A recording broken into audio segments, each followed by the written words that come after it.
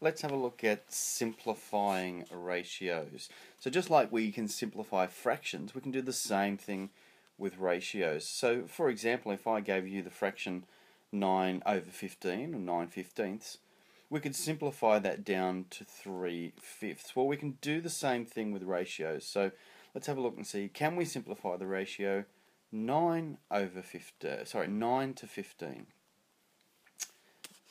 Well, first step is having a look to find a highest common factor.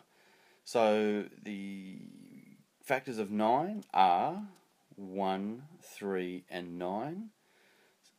The factors of 15 are 1, 3, 5, and 15. So remember, factors are numbers that fit neatly inside the number we're trying to factorize. So we're looking for a number that's common to both and the highest one that is common, because 1 is common to both, 3 is common to both, and they're the only two. The highest of those is 3, so we say our highest common factor is 3.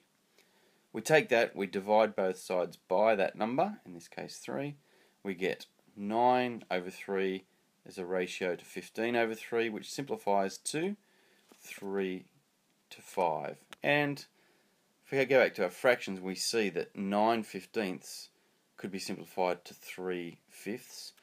We got exactly the same when we did our ratio 9 to 15, simplified down to 3 to 5. What about, and we say that that then is written as a ratio in its simplest form. Here's a neat little trick though, because if I was to give you something like this ratio and ask you to simplify it, that looks a bit ugly. 2.4 to 3.6.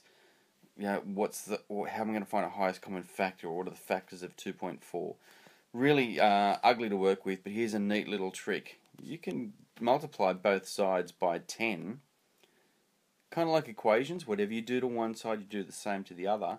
So if I multiply both sides by 10, now I've got a ratio that's 24 to 36.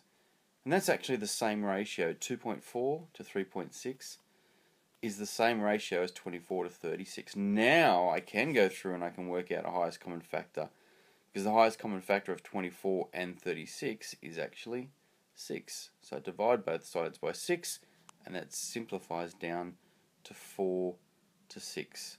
And that's our ratio written in its simplest form.